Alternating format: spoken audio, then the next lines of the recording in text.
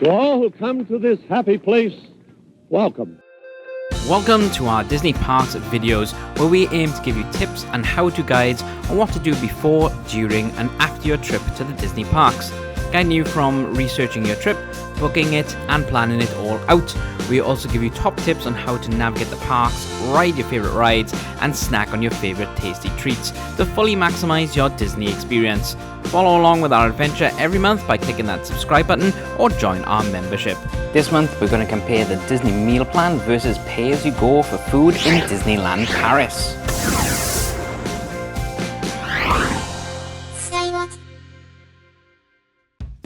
So I went to Disneyland Paris in August 2023, stayed in a Disney hotel and had the Disney meal plan. I went to Disneyland Paris in January 2024 and didn't have the meal plan. I just paid for food and drinks as we went along. In this video we're going to go into each of them and then compare. This is just to help you decide on what's right for you, as we're all different and we have different budgets. So we will go through them individually first and then compare the costs. But first of all, Johnny, do you want to tell us about the meal plan? No problem. Firstly, let's just tell you what the meal plans are. When staying at a Disney hotel in Disneyland Paris, you can pay for one of 3 meal plans, which are breakfast. So this is just having breakfasts at your hotels to kick off the day and to fuel you up for all the excitement in the parks. Then you have half board, which are 2 meals. You can enjoy breakfast at your hotel and then you can either have lunch or dinner in a restaurant of your choice. These restaurants do depend on the options you choose when selecting half board. And finally, full board, which includes breakfast, lunch and dinner, so you don't have to worry about any of the main meals. But this is where it can get a little confusing. You then have standard option, plus option, and premium option, which is exclusive to Disneyland hotel guests only, and extra plus option, though this option is currently unavailable at time of recording. This is depending on what level of Disney hotel you're staying at, so we won't look into those last 2. But let's look more into the first 2 options. Firstly, standard option is available for up to 35 restaurants. We will leave a link in the description for which ones are available. This option is available for those guests staying at the Santa Fe, Hotel Cheyenne and the Davy Crockett Ranch. When you have half board, you just have one of these as well as the breakfast in your hotel. But if you are with a full board, you get 1 meal per day at a quick service and 1 meal on your last day at a quick service restaurant. These are from £27.78 per child aged 3 to 11 and £50.92 per night for half board. For full board it is £37.03 per child and £69.43 for adults per night stay in. Then the plus option is again across up to 35 restaurants, which includes table service, all you can eat buffets and quick service restaurants.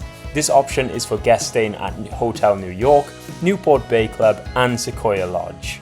The plus option starts from £37.04 per child and £60.18 per adult per night for half board.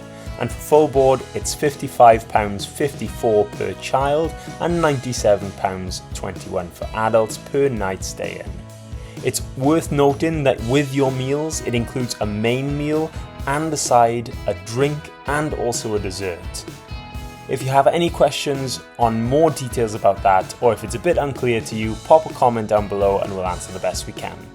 We're about halfway through our video, but just wanted to remind you that we do Disney Plus videos every week, as well as different Disney-inspired videos on Saturdays, which include podcasts, movie facts, news, and Disney park tips.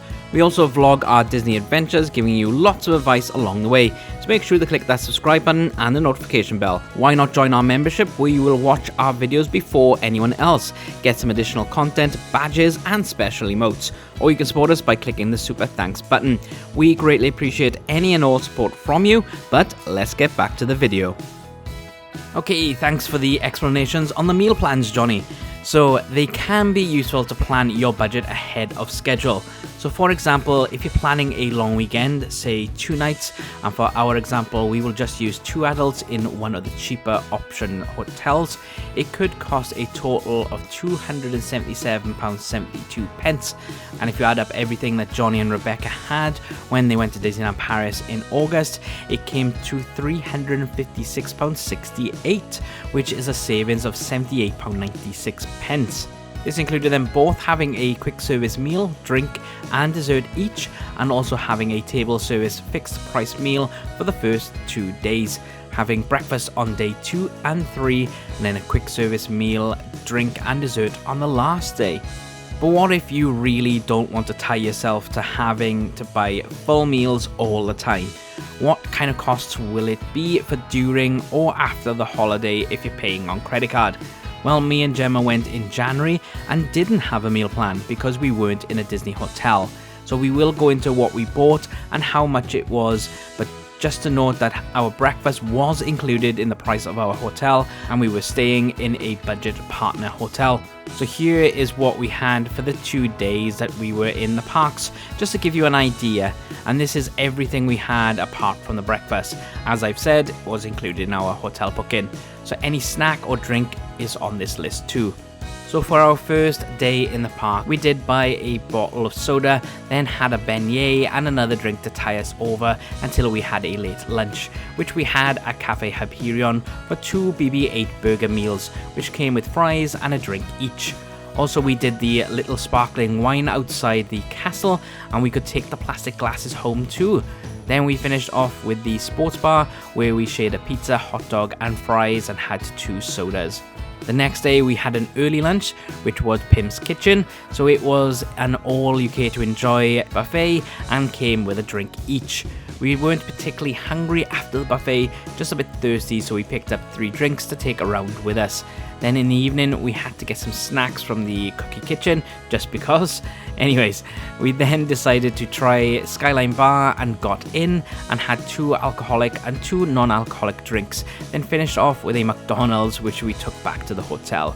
So in total, that did come to £266.19. Let's break this down to per person per day and compare that then with the meal plan.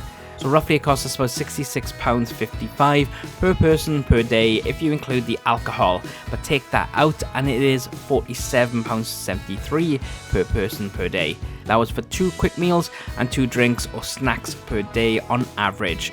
However, we were lucky to have breakfast in our hotel, so this set us up for a good start. Comparing that then with the standard option full board dining plan, which was £69.43. So technically paying as you go was £21.70 cheaper. It is worth noting that the value of food on the meal plan for one full day was £72.99 each, so you are getting more expensive food with the meal plan, whereas if you do the pay as you go option, then you spend what you would like to. I believe that if you want to watch those pennies, then paying as you go is a better way to budget, but ensure you know what you want to have before going so you can estimate how much to spend. However, the meal plans give you more peace of mind where the food is already paid for and you know that you're going to be getting 3 meals a day or 2 if you go half board. If you want to have more of a discussion about this, pop your questions down in the comments and we will answer them the best we can. Don't forget to click that subscribe button and consider joining our membership or hitting that super thanks button. But until next time.